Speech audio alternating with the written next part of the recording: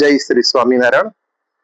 સૌ પ્રથમ તો અમારા ગુરુરાજ શ્રી મુક્તજીવન સ્વામી બાપા એમની પ્રેરણાથી અમારા પુરુષોત્તમ પ્રિયદાસજી સ્વામીજી મહારાજ, વર્તમાન કાળે શ્રી જીતેન્દ્ર પ્રિયદાસજી સ્વામીજી મહારાજ, એમની પ્રેરણાથી અમારા ખેડામાં પૂનમ નિમિત્તે કચ્છ વિસ્તારની અંદર જે અમારા 8-10 મંદિરો છે અને મણિનગરના અંદર અમાસમાં એવી રીતે દર મહિનામાં જે કોઈ સિઝનો આવતી હોય, ફૂલ ડોલોત્સવ હોય, ફળોત્સવ હોય, શિયાળાની અંદર આ શિયાળુ પાક નિમિત્તે ભગવાનની આગળ અને ખાસ કરીને ઉત્તરાયણના દિવસે ભલે અન્ય ભક્તો પતંગ નહીં ચગાવે જે કંઈ પણ, પરંતુ અમારા ભક્તો ઉત્તરાયણના દિવસે આવી જ રીતે જે રીતે અત્યારે સિઝનના જે કંઈ બધા ફળ ફળાદી છે, સંતરા છે, મેંગો છે, બનાના છે, ગ્રેપ્સ છે,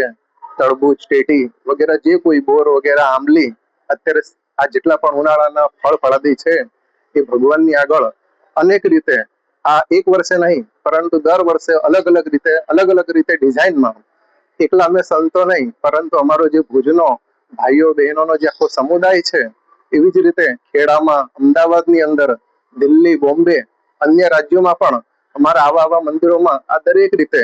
જ્યાં જ્યાં ભક્તોને સંતોને જે રીતે અનુકૂળતા હોય એ પ્રમાણે ભગવાનને રાજી કરવા માટે અમે સૌ સંતો, ભક્તો, ભાઈઓ બહેનો આ રીતે ભગવાનને રાજી કરવા માટે સેવા કરતા હોઈએ છીએ। સ્વામિનારાયણ ભગવાન જ્યાંથી પ્રગટ થયા 1837 ચૈત્ર સુદ 9મી દિવસે, ત્યારથી આ લોકમાં અનંત જીવોના કલ્યાણ કરવા માટે ભગવાન પ્રગટ થયા। તો ભગવાનની દ્રષ્ટિમાં જે મોક્ષો આવે એ માટે ભગવાને નવા ઉત્સવો કર્યા। એકાદશીના અન્નકોટ ઉત્સવ, પછી ફૂલદોર ઉત્સવ, એવી રીતે સંતોએ પણ એ ઉત્સવ ચાલુ રાખ્યા। અને આજે અહીંયા આ એકાદશીના દિવસે